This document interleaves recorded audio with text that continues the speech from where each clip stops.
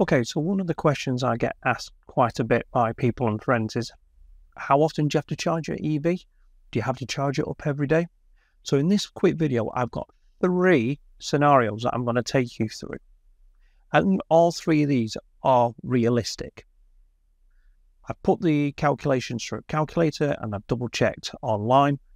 And hopefully this might surprise you. So the first example we're going to look at is a 200-mile trip in 2 vehicles. One is an EV, one of them is a petrol car. So let's have a look at the EV car first. Okay, so our EV, it costs us about 7 pence per kilowatt hour as I am home charging. Okay, this is the first scenario. So we've got the ability to charge our EV at home on a EV tariff. There are plenty of tariffs out there, and I know some of the keyboard warriors out there go, oh, well, not everybody has the ability to charge at home. I get it. I understand it. This is one scenario. Please bear with me throughout the video. It will become a little bit more clear as we go. So it's going to cost us 7 pence per mile. My car has a range of about 200 miles on a full charge, and the efficiency of it is 3.4 miles per kilowatt hour. So for every kilowatt that I put in the battery, I can do 3.4 miles. So to work this out, we had to do 200 miles over 3.4 miles per kilowatt hour. That gives us a required amount of battery of 58.82 kilowatts. That's how much we need in energy to do 200 miles. Multiply that by the 7 pence per kilowatt hour, gives us a total of roughly £4.12 to do 200 miles. Like I say, that is based on home charging. I'll give you another example shortly. But let's have a look at the petrol car then. So this petrol car can do 40 miles per gallon. Again, I know there are cars that can do more. There are cars that can do less. I've gone with an industry standard average of 40 miles per gallon. The car on a full tank can do 300 miles range. So it's well within the 200-mile trip that we're going to do in this example. So it's about £1.35 per litre. That's an average cost where I live at the moment. We're at the start of November 2024. So that's how much it's going to cost me per litre, and we're going to fill the tank. Okay, so to work out this trip, we are going to do 200 miles, and we need to divide that by 40 miles to the gallon, which gives us a total requirement of 5 gallons of fuel. 5 gallons times 4.5 litres, which tells us how many litres we need. That's the equation for working out gallons to litres. That tells us what we need, about 4.5 litres per gallon, and we need 22.73 litres for the whole trip. At £1.35 per litre gives us a cost of £30.69 to do the 200-mile trip. Like I said, there are more efficient cars out there. I totally get it. There are a lot less efficient cars out there as well. So I've gone for an average. So to use a petrol car would cost us £30.69, and to use an EV charged at-home car on 7 pence per kilowatt will cost us £4.12. Okay, so the second scenario. So in this example, we're going to leave everything the same, except we are now going to do a 400-mile trip.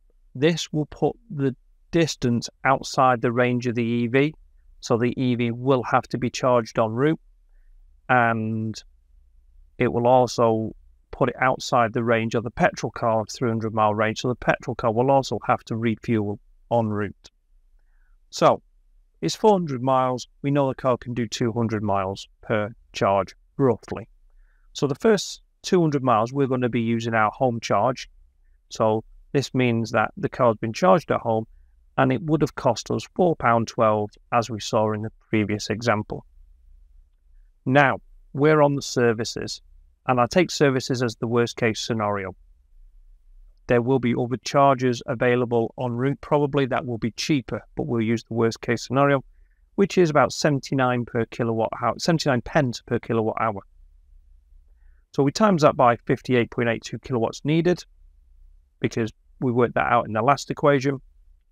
So that gives me, with those two figures of £4.12 and an additional £46.47, which is the second 200 miles, that gives me a total of £50.59 roughly. So 50.59. So if we now have a look at the petrol car, the petrol car will also have to charge. The petrol car will also have to refuel en route. So the first 300 mile, which is the range of the car, we know that's going to cost us £46.04. The second part of the trip, which is only 100 miles, is going to cost us roughly 11.37 litres.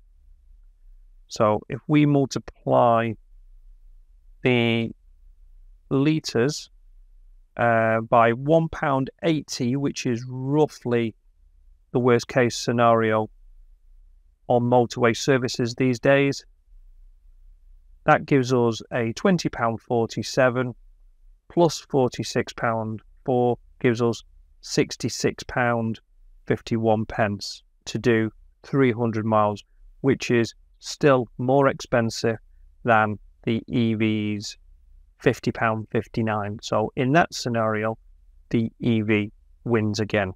Okay, so in the third scenario then, we're going to replace all that information.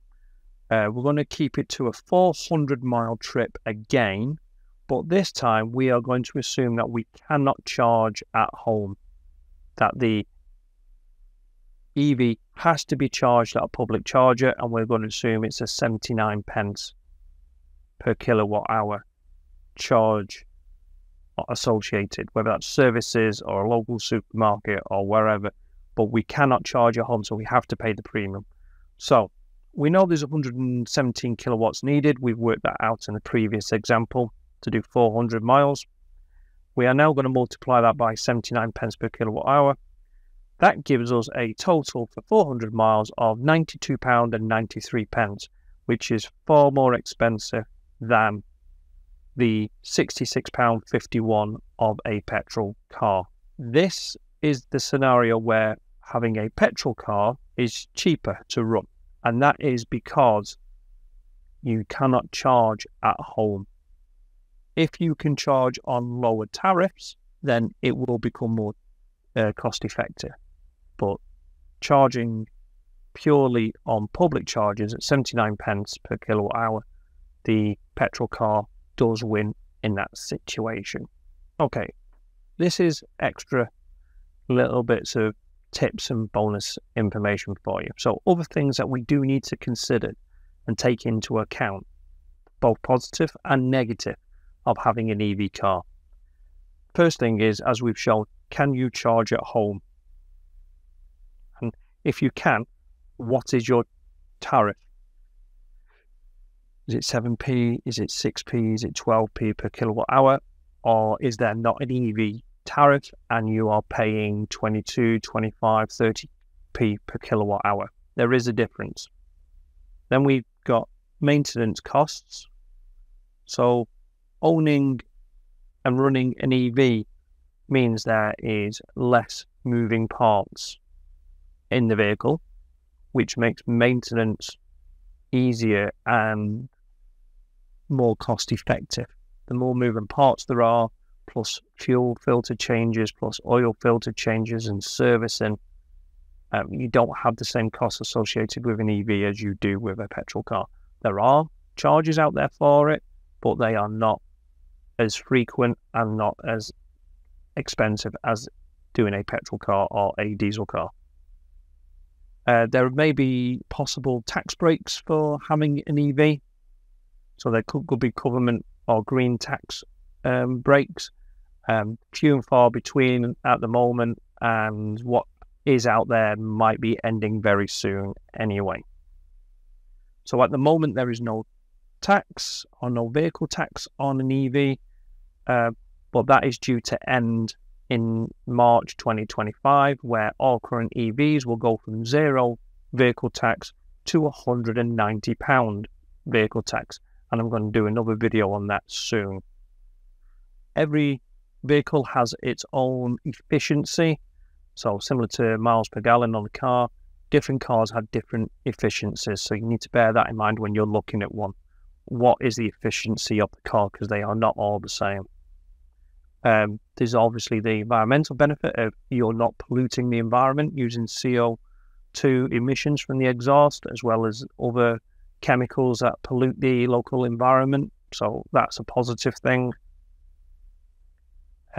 One thing I found about driving EVs is there's plenty of torque and acceleration, which makes the car so much fun to drive. Similar to brake horsepower in a petrol car, it can be equated to the same, but it's acceleration from the standing start all the way through to the top speed. It pretty much doesn't slow down until right towards the end, which makes it a lot of fun to drive. With EVs, you also have the benefit of increasing charger locations. So there are now more chargers in the UK than there are fuel stations. So chargers are popping up everywhere, car parks, cinemas, supermarkets. They're popping up everywhere where you can quickly plug in and top up your battery. So you're more likely to come across a charger than you are a fuel station. One downside to driving an EV is that you may find that the tyres do wear out quicker because the cars do weigh a lot more. However, that also depends on how you drive it. And I go back to the previous couple of points about having more torque at low end, which makes it more fun. They do tend to have a faster depreciation, and a lot of that is based around the media and some of the scare stories about having to replace batteries for tens of thousands of pounds every few years, which just simply is not true. But it does put people off buying them because they do think they're going to have to outlay for new batteries. It simply isn't the case. And again, I've got a video that I'm going to release soon that looks into that a little bit more. Okay, so I hope that video was useful. Please like and subscribe so you don't miss out on any other videos I release regarding EV cars and EV news. In the comments below, if you drive an EV, let me know what kind of efficiency you're getting, and do you regret going to an EV, or do you enjoy it? I've not met one person yet who regrets moving to EV from a petrol car. So if that's you, please let me know in the comments. Be interesting to chat to you. And while we're talking about charging, why don't you check out this latest video regarding range anxiety and if it does actually exist. Until next time, goodbye.